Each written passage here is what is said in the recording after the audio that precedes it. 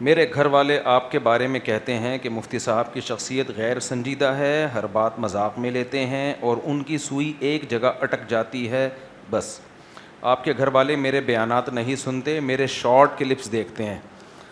Short clips والے یہ کر رہے ہوتے ہیں انسٹاگرام پہ، ٹک ٹاک پہ، بیان سے تھوڑے تھوڑے چٹکلے نکال کے دبا کے چلاتے ہیں وہ۔ تو اپنے گھر والوں کو بولو کہ جمعہ اور اتوار کے 1.5 گھنٹے کے بیانات پورے سنا کریں، ٹھیک ہے؟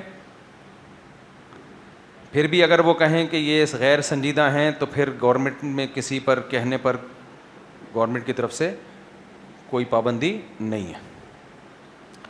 امام ابو حنیفہ رحمہ اللہ تعالیٰ کا قول، جب صاحبین کی وجہ سے بہت سے فتوے مسترد کر دیے جاتے ہیں تو امام ثلاثہ کی رائے پر عمل کرتے ہوئے تو امام ابو حنیفہ کی رائے چھوڑ سکتے ہیں، ایسا کیوں نہیں ہے؟ اس کی وجہ یہ ہے، یعنی بھائی کا سوال یہ ہے کہ بعض دفعہ ہم امام ابو حنیفہ کا قول چھوڑ کے صاحبین کا قول لے لیتے ہیں، یعنی ان کے شاگردوں کا۔ تو پھر بعض دفعہ ایسا ہی کر لیا کریں کہ امام حنیفہ اور ان کے صاحبین کا قول لے کے باقی تینوں اماموں کا قول لے لیں۔ وہ اس لیے نہیں کیا جاتا کہ چاروں فقہ کے نا اپنے کچھ اصول ہیں، ان اصولوں کو مد نظر رکھ کر مسائل نکالے گئے ہیں۔ تو اگر امام حنیفہ کا قول چھوڑ کے صاحبین کا قول لیتے ہیں تو اصول نہیں ٹوٹ رہے ہوتے، اصول وہی رہتے ہیں۔ اب آپ کہہ سکتے ہو جب یہ چاروں اسلام کو فالو کرتے ہیں تو ان کے اصول الگ الگ کیوں ہیں؟ تو وہ اصول بھی اسلام کے اندر ہی ہیں، اسلام سے باہر نہیں ہیں۔ ایک اصول کی میں مثال دیتا ہوں۔ مثال کے طور پر امام شافعی رحمہ اللہ تعالیٰ کا، یار شہریار بھائی پھر میں بھول نہ جاؤں، وہاں نماز کی جگہ جو ہے نا تھڑے پہ، تاکہ نمازی پھر وہاں صفیں بن جائیں، یہ اس کا ذرا خیال کریں۔ تو مثال کے طور پر امام ابو حنیفہ کا اصول، یہ فقہ حنفی کا اصول ہے کہ حدیث متواتر یا قرآن کے مقابلے میں خبر واحد حجت نہیں ہے۔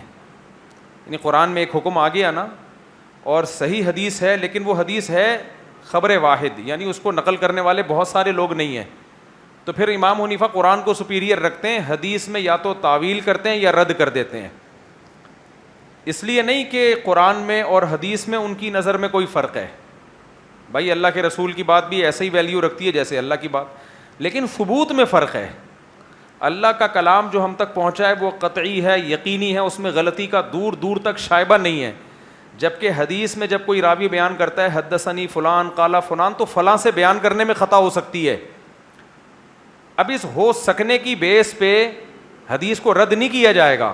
منکرین حدیث نے تو حدیث ہی رد کر دی نا، بھائی ایک آدمی اگر بیان کر رہا ہے تو غلطی بھی تو ہو سکتی ہے، بھائی ہو سکنے کی بیس پہ اگر ہم یہ مان لیں تو پھر تو دنیا میں کوئی کام ہو ہی نہیں سکتا۔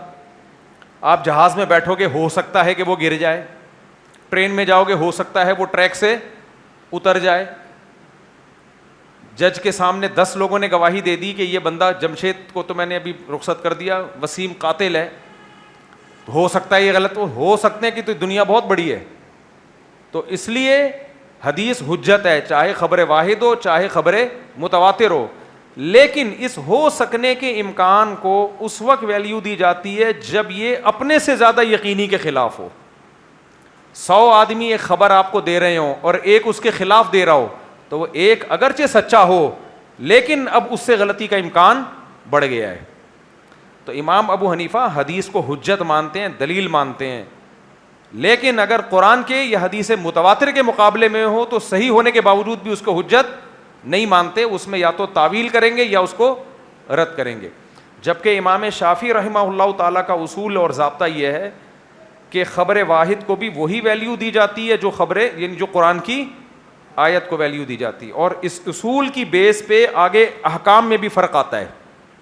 ایک حکم بھی میں بتا دیتا ہوں، مثال کے طور پر قرآن مجید میں زانی کی سزا ہے الزانیۃ والزانی فاجلدوا کل واحد منہما 100 جلدہ، جو کنوارا مرد کے بارے میں ہے، یہ مرد یا عورت زنا کرے 100 کوڑے مارو، یہ قرآن میں سزا ہے۔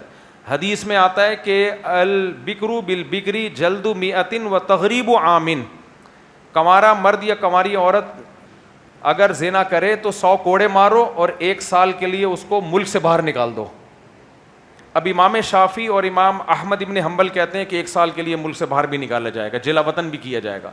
امام حنیفہ کہتے ہیں نہیں، قرآن میں جو زانی کی سزا بیان کی ہے وہ A to Z کمپلیٹ سزا ہے، 100 کوڑے، لہذا یہ جو 1 سال کی جلا وطنی ہے اس حدیث کو تو رد نہیں کرتے. یہ نبی کریم صلی اللہ علیہ وسلم کا حکم یہ سزا کے طور پہ نہیں ہے, یہ قاضی کو مشورے کے طور پر ہے, کیونکہ زانی اور زانیہ میں عشق ہو جاتا ہے نا اکثر, تو اس بات کا خطرہ ہے کہ یہ دوبارہ زنا کر لیں گے, تو اس کو یہاں سے کیا کرو.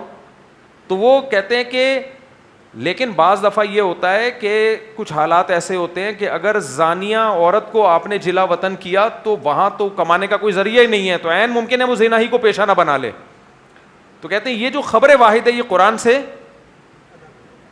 قرآن سے جو مضمون ثابت ہو رہا ہے اس کے خلاف ہے. خلاف کا مطلب بالکل یہ خلاف نہیں ہے. تو انہوں نے حدیث میں تعویل کی, بلا وجہ حدیث میں تعویل کرنا یہ منکرین حدیث کا کام ہے, یاد رکھو, بلا وجہ تعویل کرنا جائز نہیں ہے.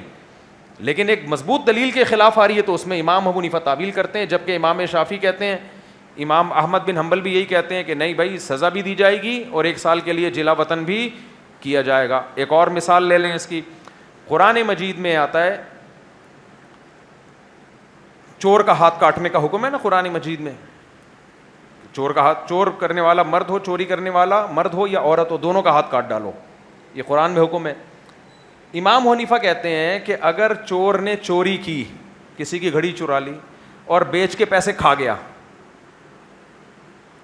اور اب اس کا ہاتھ کٹے گا تو وہ گھڑی یا اس کے پیسے واپس کرنا اس کے ذمے نہیں ہے, بس وہ گئے, ٹھیک ہے نا. ہاں وہ گھڑی ایز اٹ از پڑی ہوئی ہے, مل جاتی ہے تو اٹھا کے دے دی جائے گی, لیکن وہ گھڑی کھا گیا نا بیچ بوچھ کے, تو اب اس کے ذمے اس کی قیمت نہیں ہے. حالانکہ نارمل حالات میں آپ کسی کی کوئی بھی چیز جب غصب کرتے ہیں یا تو وہ چیز واپس کرو, اگر وہ ختم ہو گئی ہے تو اس کی قیمت واپس کرو. جیسے میں کہتا ہوں ڈاروین کو چاہیے, یہ کہہ رہا ہے کہ بندر تھے, ہماری دم تھی, اب غائب ہو گئی, بھائی دم کہاں گئی ہے, یا تو دم دو یا دم کے پیسے دو. یہ میں کہتا ہوں نا, اب لوگ کہتے ہیں پھر چٹکلے سناتے ہیں, بھائی ایک علمی بات کے بیچ میں تھوڑی سی بات کی ہے نا خالی. بھائی ڈاروین کہتا ہے کہ ہم بندر تھے, تو بتاؤ بندروں کی دم ہوتی ہے کہ نہیں ہوتی؟ وہ کہتے ہیں اس کے بعد ہم انسان بن گئے, دم کہاں گئی؟ یا تو دم دو یا دم کے پیسے چاہیے ہمیں. تو ہمارا بنتا ہے کہ نہیں بنتا؟ یہ کوئی سائنسی تھیوری بیان نہیں کر رہا ہے, اس کو مذاق ہی سمجھو. وہ ملحد لوگ نا کہتے ہیں یہ دیکھو یہ سائنس بیان کر اس کو, یہ بھائی وہ کہتے ہیں کہ ایوالو ہو کے دم بھی آہستہ آہستہ کیا ہوئی ہے, آہستہ آہستہ دم بھی غائب ہوئی ہے. لیکن یہ جتنے جواب دیتے ہیں نا اور پھنستے چلے جاتے ہیں. بھائی جب تم یہ مانتے ہو کہ دم آہستہ آہستہ مارکیٹ سے شارٹ ہوئی ہے, ایک دم سے نہیں کروڑوں سالوں میں ہوئی ہے, تو ایک نسل ایسی آئی ہوگی, بندر کی دم فار ایگزامپل فرض کر لو 3 فٹ ہوتی ہے یا 2 فٹ ہوتی ہے, تو ایک نسل ایسی آئی ہوگی کروڑوں سال میں کہ 1 فٹ رہ گئی ہوگی دم. کیا خیال ہے وہ والی نسل کدھر گئی؟ پھر اس کے بعد ایک نسل ایسی آئی ہوگی کہ آدھا فٹ دم رہ گئی ہوگی. کیا خیال ہے وہ نسل کہاں ہے؟ پھر ایک نسل ایسی آئی ہوگی کروڑوں سال میں کہ 1 انچ دم رہ گئی ہوگی, وہ نسل کہاں ہے؟ کمال کی بات ہے بندر بھی ہے اور انسان بھی ہے, یا تو پوری مکمل دم یا بالکل دم مارکیٹ سے شارٹ. تو یہ سائنٹیفکلی ممکن نہیں ہے, یہ تم نے شارٹ کی ہے, لہذا دم دو یا دم کے پیسے دو. اس لیے بات ہمارا دعویٰ بالکل کیا ہے, اب سمجھ میں آئے گی تمہارے, دم انہوں نے غائب کی ہے, ٹھیک ہے. اچھا تو میں کیا مثال دے رہا تھا یار ابھی تو. ہاں اب امام شافعی رحمہ اللہ تعالیٰ فرماتے ہیں بھائی چور کا ہاتھ کاٹا جائے گا, یہ تو چوری کی سزا ہے, اور جس کی چوری کی ہے وہ گھڑی اگر بیچ کے کھا گیا ہے تو گھڑی کے پیسے بھی دیے جائیں گے. وجہ کیا ہے؟ حدیثوں سے یہ بات ثابت ہے بھائی جو بھی کسی چیز کی چیز غصب کرتا ہے ضمان واجب ہوتا ہے. تو امام حنیفہ کا اصول وہی ہے بھائی, قرآن کہہ رہا ہے والسارق والسارقۃ فاقطعوا ایدیہما جزاء بما کسبا. اللہ کہتے ہیں چوری کرنے والا مرد ہو یا عورت دونوں کے ہاتھ کاٹو, جزاء یہ بدلہ ہے, بما کسبا جو کچھ انہوں نے کیا. تو جو کچھ کیا اس کا ٹوٹل بدلہ قرآن کیا بیان کر رہا ہے؟ ہاتھ کٹنا. تو اس کے علاوہ کوئی پینلٹی نہیں ڈالی جائے گی ان کے اوپر, اس کے علاوہ کوئی پینلٹی نہیں ڈالی جائے گی. اچھا اس میں ایک مزے کی بات بھی ہے, ایک علمی نقطہ بھی ہے. کہنے کو تو اس میں آپ چور کو فیور دے رہے ہیں, ہاتھ تو کٹ گیا لیکن اس بیچارے کا تو نقصان ہو گیا نا, جس نے کیس کر کے اس پہ چوری کا کیس کیا, اس کی تو گھڑی گئی نا, اس بیچارے کا تو بیڑا غرق ہو گیا. لیکن اس میں ایک فائدہ بھی ہے, حدیثوں سے یہ بات بھی ثابت ہے کہ حدود کو جس حد تک ممکن ہو ساقط کیا جائے. یعنی اسلام حد جاری کرنے کو، یعنی جب ثبوت ہو تو پھر تو حکم دیا جائے گا، لیکن حتی الامکان اسلام کوشش کرتا ہے کہ حد جاری نہ ہو. اس میں شک کا فائدہ مجرم کو دیا جاتا ہے. اب جب ایک شخص کو پتا ہوگا کہ اس نے میری چوری کی ہے، میں اگر گواہوں سے اس کا چور ہونا ثابت کروں گا تو ہاتھ کٹے گا، گھڑی نہیں ملے گی، تو وہ کوشش کرے گا کہ اس کا ہاتھ نہ کٹے، کیونکہ اس کو اس کے ہاتھ سے لینا دینا نہیں ہے، اس کو کیا ہے، گھڑی سے لینا دینا ہے. تو اچھا ہے ہاتھ نہ کٹے، کیا خیال ہے؟ اور ویسے بھی ہمارے ملک میں اگر ہاتھ کٹنا شروع ہو جائیں تو سارے ٹنڈے اور لنجے ہو جائیں گے، 2-4 لوگ بچیں گے، سب کیا ہو جائیں گے. اب اس کو کہتے ہیں لطیفے سنا رہے ہوتے ہیں بیٹھ کے، تو بات غلط کی ہے صحیح کی ہے میں نے تو. اور ہمارے حکمران تو یہ سزا نافذ ہی نہیں کر سکتے، لیکن ہم سب کا پیسہ جائے گا، سب کے ٹنڈے لنجے ہوں گے، ہمارا پیسہ گیا. فقہ شافعی کے مطابق تو ملے گا ہمیں، فقہ حنفی کے مطابق نہیں ملے گا کچھ بھی. اچھا ہے ہاتھ نہیں کٹ رہے، قیامت میں تو لیں گے کم از کم. اچھا وہ قیامت کی بات نہیں کہ امام صاحب نے دنیا کی بات کی. تو خیر میں یہ عرض کر رہا تھا کہ امام شافعی کے اصول کچھ اور ہیں، فقہ حنفی کے اصول کچھ اور ہیں، فقہ مالکیہ کے اصول، بنیادی اصول تو سب کے یہی ہیں، قرآن حدیث اجماع قیاس، لیکن آگے وہ جو اصولوں پہ اصول متفرع ہوتے ہیں ان میں فرق ہے. تو اس لیے ایک فقہ کو پراپر وے میں فالو کیا جائے گا. اسی فقہ کے اندر اگر کسی امام کا اختلاف ہے تو اس میں مشائخ پھر ترجیح دیتے ہیں. چا میرے بوئی مفتی صاحب آہستہ پڑھیں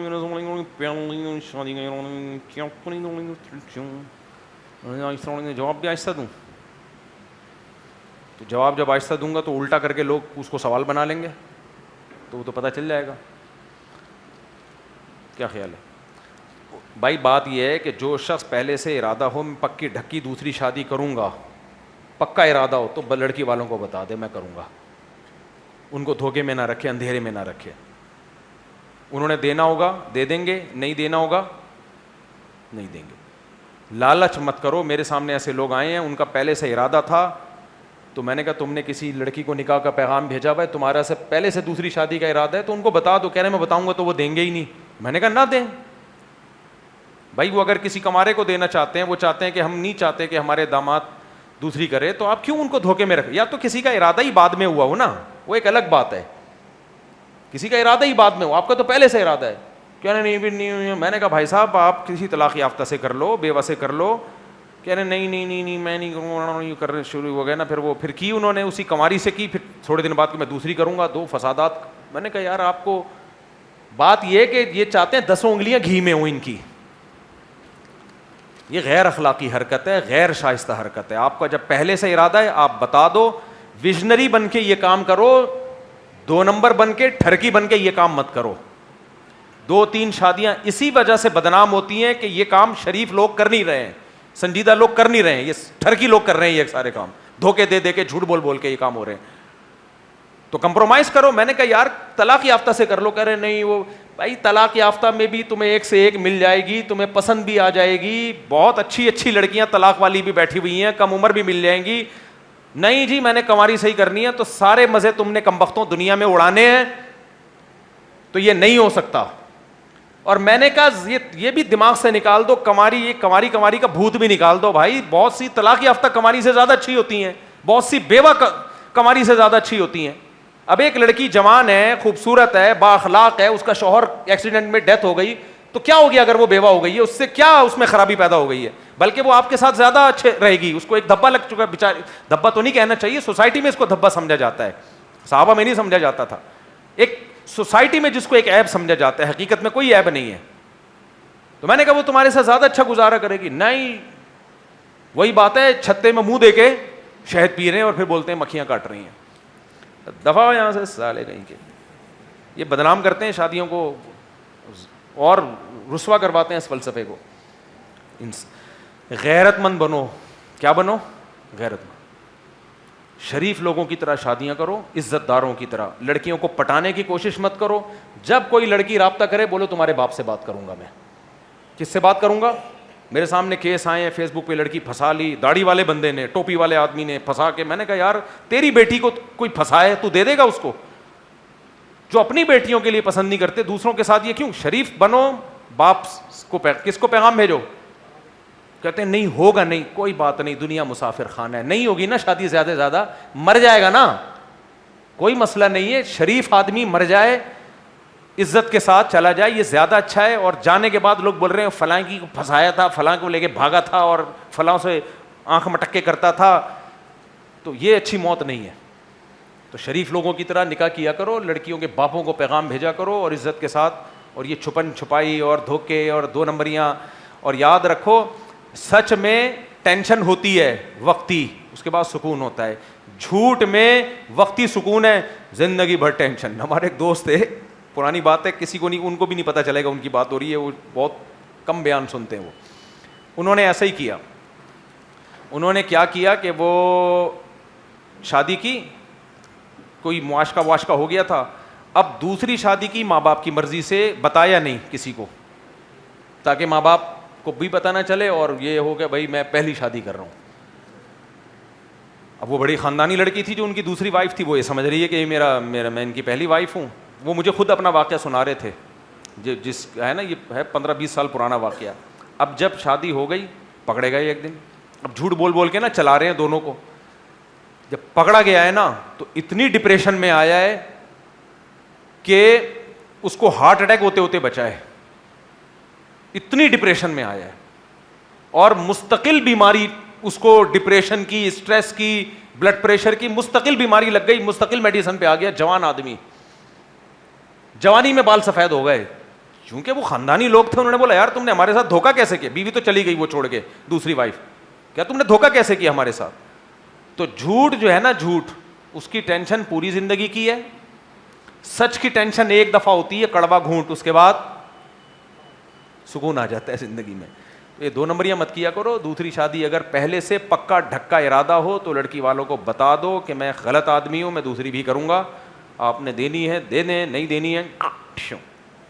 میں نے جب دوسری کی تھی تو بتایا تھا میں تیسری بھی کروں گا, تو بہت سے رشتے نہیں ہوئے میرے اس چکر میں, بہت سے رشتے نہیں ہوئے. ورنہ آج 19 کے بجائے کتنے ہوتے, 4-5 اور ملا لیں ساتھ میں, تو کیا ہوا, تمیز سے 19 ہو گئے. یہ زیادہ اچھا ہے نا, بدتمیزی کے ساتھ 25 ہوتے تو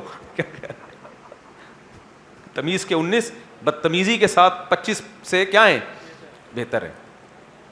پھر وہ بچے بھی ڈرامے بازیاں کر رہے ہوتے, جب ان کو پتا ہوتا ہمارے ابا نے بھی 2 نمبری کی تھی, تو بچے بھی کیا کرتے, پھر بچے ابا سے بھی 2 نمبری, اماں سے بھی 2 نمبری, ہر جگہ. پھر یہ پورا نسل میں ڈی این اے میں 2 نمبری آ جاتی ہے, سمجھ رہے ہو. بالکل صاف نہیں, کس نے کہا بھائی, حدیث میں آتا ہے احف الشوارب, احفا عربی میں مبالغہ کو کہتے ہیں, تو شوارب جو مونچھیں ہیں حدیث میں آتا ہے اس کو مبالغہ کر کے کاٹو, تو زیادہ بہتر یہی ہے, باقی رکھنا بھی جائز ہے. مودی اعظم خواتین کے لیے بھی مسجد میں قرآن سیکھنے پڑھنے کا انتظام کرنا چاہیے. بڑی خواتین کے لیے قرآن سیکھنے پڑھنے کا انتظام کرنا چاہیے, مسجد میں کرنا چاہیے, یہ ضروری نہیں ہے, جہاں ان کے لیے پردے کے ساتھ سوٹیبل جگہ ہو وہاں انتظام کرنا چاہیے. میں بنوری ٹاؤن کا فاضل ہوں اور ایک اسکول میں حفظ کی کلاس پڑھاتا ہوں, وہاں تنخواہ کم ہے. اب ایک فیکٹری میں کام آیا ہے جہاں تنخواہ اچھی ہے, تو مجھے کیا کرنا چاہیے, برائے مہربانی. میرے اوپر بیوی بچوں والدین کی ذمہ داری بھی ہے. دیکھو اس زمانے میں مالی پریشانی سے جو مسائل کھڑے ہوتے ہیں تو وہ تھوڑے نہیں ہوتے. آج کل برداشت کسی میں بھی نہیں ہے. کل کچھ مسئلے آ گئے نا, بیوی بچے بھی چھوڑ کے بھاگ جائیں گے. تو آپ ایسا کرو کہ اگر حفظ کی تنخواہ میں آپ کا گزارا نہیں ہو رہا اور کسی جگہ اچھی جاب مل رہی ہے, تو میرا مشورہ یہ ہے کہ آپ پھر وہ جاب کر لو اور پارٹ ٹائم بچوں کو حفظ بھی کراؤ, تاکہ دین بھی رہے اور ساتھ ساتھ دنیا بھی. پہلے تو یہ مدرسے والوں کو بولو میری تنخواہ بڑھا دو, بڑھا دیتے ہیں تو اچھی بات ہے, نہیں تو پھر آپ ملازمت بھی کرتے رہو اور ساتھ ساتھ اوور ٹائم. ہمارے والد صاحب تو فری میں بچوں کو شام کے وقت پڑھایا کرتے تھے. ہم نے شروع سب سے پہلے استاذ قرآن میں میرے والد صاحب ہی ہیں, اور ہمارے محلے میں کئی بچے ہیں جو میرے والد صاحب کے شاگرد, تو وہ تو فری میں پڑھاتے تھے. آپ پھر بھی فری میں نہیں پڑھانا, پارٹ ٹائم کچھ پیسے لے کے پڑھا دینا. تو لیکن مالی پریشانیوں میں اس زمانے میں تجربہ اور مشاہدہ یہ ہے کہ بہت بڑی مصیبت کھڑی ہو جاتی ہے. آج کل وہ توکل بھی نہیں ہے اور پہلے جیسی برداشت بھی نہیں ہے لوگوں میں. ذرا سی بات پہ اسٹریس اور ڈپریشن شروع ہو جاتی ہے, طلاقیں ہو جاتی ہیں, بیویاں مارکیٹ سے شارٹ ہو جاتی ہیں. تو اس لیے اگر گزارا نہیں ہو رہا ہے تو جاب کر لو اور ساتھ میں پارٹ ٹائم بچوں کو پڑھاؤ. مفتی سے پوچھنا یہ تھا کہ بہت سی علماء کرام پرائز، اور دوسری بات بچوں کا اس سے نقصان بھی نہیں ہے نا، حافظ بہت ہیں ان کو دوسرا ٹیچر مل جائے گا، یا تو نقصان ہو رہا ہوتا ہے نا بچوں کو، ایسا بھی نہیں ہے، ٹیچر تو بہت ہیں الحمدللہ۔ پوچھنا یہ تھا کہ بہت سے علماء کرام پرائز بانڈ کو جائز سمجھتے ہیں، بالکل جائز نہیں ہے، 2 اور 2 4 کی طرح پرائز بانڈ حرام ہے، اس پہ میں فتویٰ لکھ چکا ہوں ایک تفصیل کے ساتھ۔ جوا ہے، آپ کے پیسے داؤ پہ لگتے ہیں، اور جو ہے وہ انعام نکل گیا تو آپ کے میں نے اس پہ کافی، یعنی یہ خرید و فروخت کا ایسا معاملہ ہے جس میں پتہ ہی نہیں ہے کہ آپ کو ملنے والا کیا ہے، تو داؤ پہ ریٹرن میں ایک فتویٰ میں نے لکھا تھا اس پہ، وہ پوری ڈیٹیل اس میں ہے، وہ کبھی شائع کر دوں گا میں انشاءاللہ۔ مفتی زیم آج کل مہنگائی اور معاشی حالت بہت مشکل ہیں، انصاف اور قانون کی یہ صورت حال ہے، کیا اسلام اس بارے میں ہماری رہنمائی کیا کرتا ہے؟ آپ کے خیال میں ایک عالم دین کی کیا ذمہ داری ہے اور ہم سب کو مل کے کیا کرنا چاہیے؟ ہم سب کو مل کے یہ کرنا چاہیے کہ جو اپنے بس میں ہے وہ چھوڑو نہیں، اور جو چیز اپنے بس میں نہیں ہے اس کے پیچھے پڑو نہیں۔ یہ مہنگائی میرے اور آپ کے کنٹرول میں نہیں ہے، یہ ہمارے سیاست دانوں کے کنٹرول میں ہے، اور وہ بھی اس وقت تک کنٹرول کرنے کی کوشش کرتے ہیں جب وہ اپوزیشن میں ہوتے ہیں۔ آئی بات سامنے؟ تو مہنگائی کے خلاف جہاد بھی ہوتا ہے، مہنگائی کے خلاف دھرنے بھی ہوتے ہیں، جیسے ہی وہ حکومت میں آتے ہیں تو حکومت مہنگائی کے خلاف دھرنے، پرانی حکومت مہنگائی کے خلاف دھرنے شروع کر دیتی ہے جب وہ اپوزیشن میں آتی ہے۔ سمجھ میں آ رہی بات کہ نہیں آ رہی؟ بہت گہری بات ہے، آپ لوگ بچے ہو سمجھو گے نہیں آئی سمجھ بھائی۔ جو حکومت ہوتی ہے وہ مہنگائی کرتی ہے، اپوزیشن مہنگائی کے خلاف جہاد، پھر جب یہ اپوزیشن حکومت میں آتی ہے تو سابقہ حکومت مہنگائی کے خلاف جہاد شروع کر دیتی ہے۔ تو یہ نورہ کشتی ماشاءاللہ چلتی ہے، تو یہ میرے اور آپ کے بس میں نہیں ہے۔ تو جو اپنے بس میں ہیں اس کو، میرے اور آپ کے بس میں کیا ہے؟ کمانے کے لیے محنت کرنا جتنا ممکن ہو حلال طریقے سے۔ نمبر 2، اپنے خرچوں کو کنٹرول کرنا، یہ چیز میرے اور آپ کے بس میں۔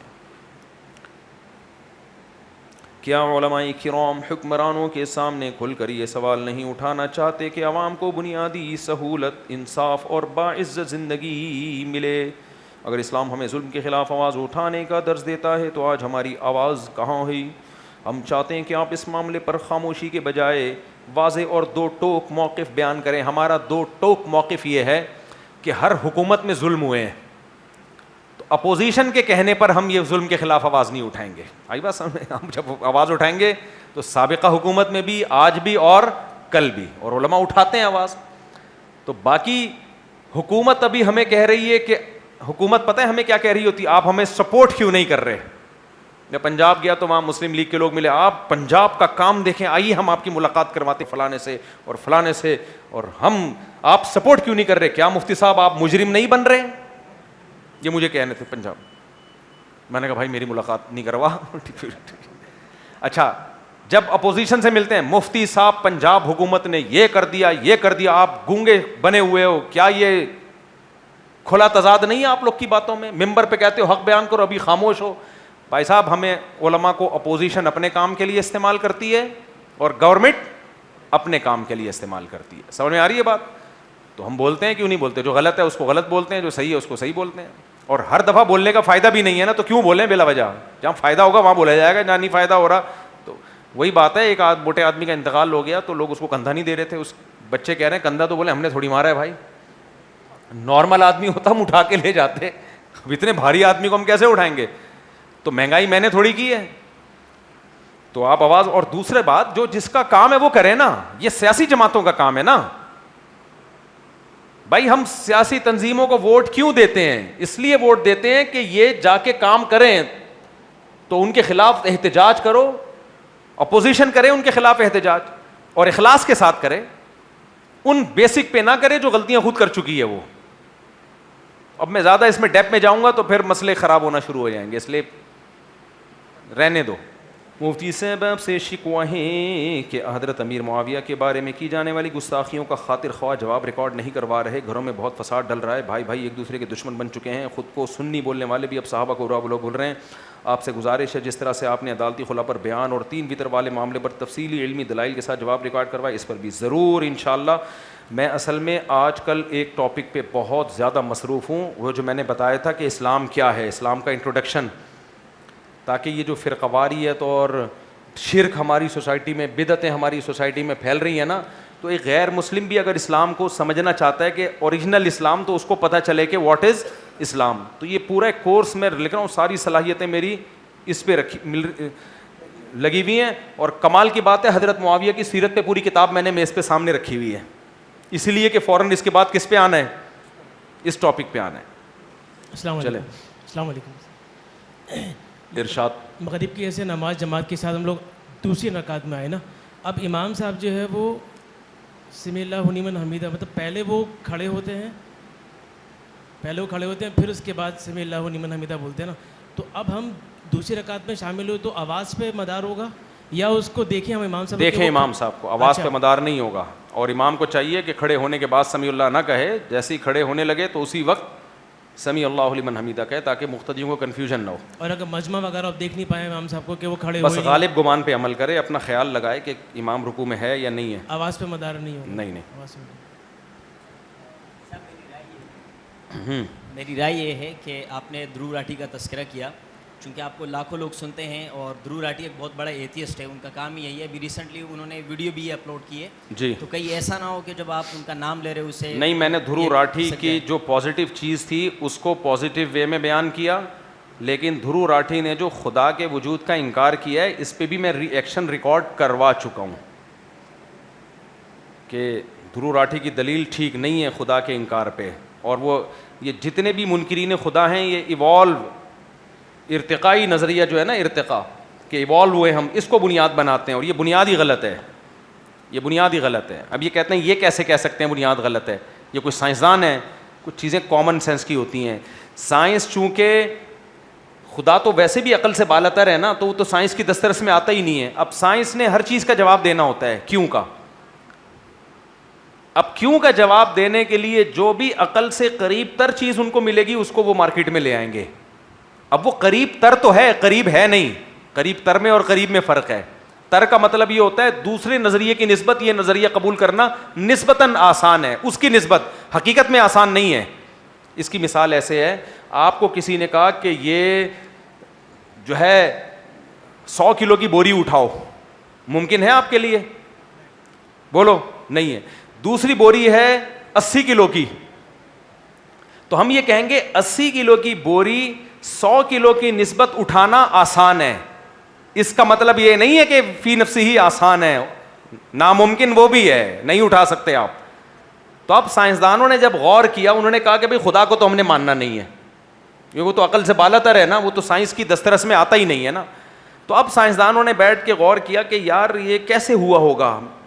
تو انہوں نے کہا مے بی یہ ہوا ہو, مے بی یہ ہوا ہو, مے بی یہ ہوا ہو. تو ان کو ڈاروین کا جو نظریہ ہے نسبتاً عقل کے قریب لگا, تو اس لیے وہ یہ الفاظ استعمال کرتے ہیں کہ جتنی تھی نظریے اس وقت سائنسدانوں کے آئے ہیں کہ کائنات کی ابتدا کیسے ہوئی, انسان کی ابتدا کیسے ہوئی, اس میں یہ نظریہ عقل کے قریب تر ہے. اس سے لوگوں کو دھوکا ہو رہا ہے.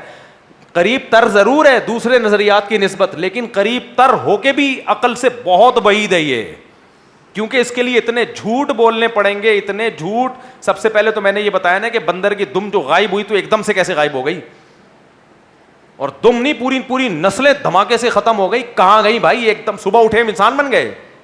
اس کا کوئی جواب ان کے پاس بولو نہیں ہے. کہتے ہیں پانی میں حیات پیدا ہوئی, وہ تو ٹھیک ہے, وہ تو قرآن بھی کہتا ہے ہر زندگی پانی سے ہے, یہ تو قرآن بھی مانتا ہے. لیکن اس پانی سے زمین پہ یعنی سمندری مخلوق زمین پہ کیسے آئی, اس کو لانے میں یہ کہتے ہیں کروڑوں سال تھوڑا تھوڑا نکلتے زمین کے عادی ہو گئے. بھائی ایک مچھلی بھی عادی نہیں ہو رہی, سیکنڈ کے لیے پانی کا جانور جب زمین پہ آتا ہے مر جاتا ہے وہ. تو کروڑوں مچھلیاں آئی ہوں گی جن میں سے ایک زندہ رہ گئی ہوگی. پھر اس نے ایسی نسل پیدا کی جس میں زمین کو برداشت کرنے کو, بھائی یہ پھینکنے پر گورنمنٹ کی طرف سے کوئی پابندی نہیں ہے. تو اس لیے ہمارے پاس جب پیغمبروں کی تعلیمات ہیں, جن پیغمبروں کے برحق ہونے کے ثبوت ہیں, تو پھر ہم کیوں ان پیغمبروں کی بات ماننے میں کیا جا رہا ہے. آدم علیہ السلام کہہ رہے ہیں کہ موسیٰ علیہ السلام بھی کہہ رہے ہیں کہ آدم سے بنایا, ابراہیم علیہ السلام بھی کہہ رہے ہیں کہ آدم اور حوا سے بنایا, عیسیٰ علیہ السلام بھی کہہ رہے ہیں. یہ ساری تو خبریں ہمارے پاس تواتر کے ساتھ نقل ہوتی چلی آ رہی ہیں, اور ان کا آپس میں کوئی لنک بھی نہیں ہے. آدم علیہ السلام کا موسیٰ علیہ السلام کا ابراہیم علیہ السلام سے کوئی ربط نہیں ہے, وہ بہت پہلے آئے, موسیٰ علیہ السلام بہت بعد میں آئے. عیسیٰ علیہ السلام کا موسیٰ علیہ السلام کے زمانے سے کوئی ربط نہیں ہے. نبی کریم صلی اللہ علیہ وسلم تو 600 سال کے بعد آئے ہیں عیسیٰ علیہ السلام کے. سارے پیغمبر, ساری آسمانی کتابیں, ساری آسمانی تعلیمات, جتنے مذاہب ہیں, سب کے سب کہہ رہے کہ ایک آدم اور ان کی بیوی حوا سے پیدا کیا. اور کمال کی بات ہے, دھرو راٹھی ہی کا کلپ اس پر ایک موجود ہے, ویڈیو موجود ہے. اس ویڈیو میں دھرو راٹھی نے کہا ہے کہ کچھ چیزیں مذہبی کتابوں میں کامن ہیں, ان میں آدم بھی, حوا بھی, ابراہیم بھی, موسیٰ بھی. سمجھ میں آ رہی ہے بات؟ تو جب حالانکہ ان مذہبوں کے آپس میں کیا ہیں, ٹھیک ٹھاک اختلافات ہیں, ان اختلافات کے باوجود بھی اگر ایک خبر سب سیم نقل کرتے چلے آ رہے ہوں تو وہ خبر پھر ہوائی فائرنگ نہیں ہوتی, وہ ایک یقینی چیز ہوتی ہے.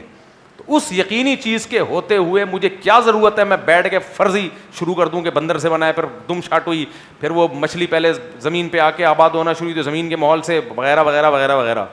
یہ ماننے والی باتیں نہیں ہیں.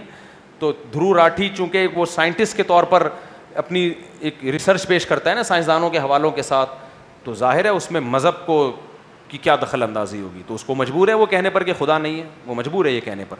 ہاں ابھی جو میرا پورا بیان ہوا ہے, دھرو راٹھی اگر نیوٹرل ہو کے غور کرے کہ دلیل صرف سائنس کے ایویڈنس کو نہیں کہتے, دلیل کسی سچے آدمی کی سچی خبر کو بھی کہا جاتا ہے, اس کے لیے دھرو راٹھی کو پیغمبروں کی سیرت کا مطالعہ کرنا پڑے گا, اور محمد صلی اللہ علیہ وسلم کی سیرت کو, آپ کی احادیث کو پڑھ کے یہ فیصلہ کرنا پڑے گا کہ آپ اللہ کے سچے پیغمبر تھے یا نہیں تھے. اگر دلائل سے ثابت ہو جاتا ہے کہ آپ سچے پیغمبر تھے تو پھر دھرو راٹھی کو آدم علیہ السلام کو بھی ماننا پڑے گا اور اماں حوا کو بھی ماننا پڑے گا. تو وہ اگر دھرو راٹھی کو اس بارے میں کنفیوژن ہے کہ محمد صلی اللہ علیہ وسلم سچے تھے یا نہیں تھے, تو میرے جیسے نالائق علماء یا دیگر علماء وہ دھرو راٹھی کے ساتھ بیٹھنے کے لیے تیار ہیں کہ آئیے ہم آپ کے سامنے ثبوت پیش کریں گے قرآن کے برحق ہونے کے بھی اور محمد صلی اللہ علیہ وسلم کے بھی, اس بات کے کہ واقعی آپ اللہ کے سچے پیغمبر ہیں, اور اس پر آپ کو جو اشکالات ہیں اس کے ہم جواب بھی دیں گے. سمجھ میں آ رہی ہے بات؟ ہاں اگر کوئی سمجھنا ہی نہیں چاہے تو پھر وہ بھائی اس کا مرض ہے, تو ہمیں تو قرآن نے نہیں کہا کہ زبردستی کوئی بات کسی پہ تھوپو, ہم تو رائے پیش کر سکتے ہیں نا. زبردستی تھوپنے کی تو قرآن نے لا اکراہ فی الدین ہے نا, زبردستی تو ہے ہی نہیں اسلام میں, بھائی آپ اپنی رائے پیش کر دیں. تو یہ مسئلہ ہے. تو دلیل صرف سائنس کے ایویڈنس کو نہیں کہتے, یہی نظریہ غلط ہے کہ ہر چیز کے لیے ضروری ہے کہ سائنسی طور پر اس کا ثبوت ہو. بھائی خدا کے وجود کے لیے ضروری نہیں کہ ہمیں سائنس سے ایویڈنس ملے, اگرچہ میں ایویڈنس دیتا ہوں سائنس سے ہی, میں تو E=mc² سے ثابت کرتا ہوں نا. ابے ای تھا تو mc² ہوگا نا, یہ mc² ہوگا تو ای ہوگا, تو پہلی دفعہ تو کہاں سے آ گیا؟ تو کوئی غیبی طاقت ہے جس نے پہلی دفعہ انرجی کو یہ mc² کو پیدا کیا؟ چھوڑو یار, ایک ایکویشن ہے 2+2=4, یہاں سے 4 ہٹا دو تو 2+2=, یہ بنے گا؟ یہاں تو 0 ہو جائے گا نا, تو 0=0 ہوتا ہے بھائی. اور اگر آپ ادھر سے 2+2 ہٹا دیں =4 کر دیں تو یہ ایکویشن صحیح رہے گی, کیونکہ یہاں سے سب کچھ ہٹا دیں گے تو 0=, کیا بن جائے گا؟ 4 بن جائے گا. تو پہلی دفعہ 2+2 یا پہلی دفعہ 4 کو آپ نے خود رکھنا ہے, پھر =2+2 یا کچھ جو بھی کرنا ہے وہ کرنا پڑے گا آپ کو. نہیں آئی میرے خیال ہے بات؟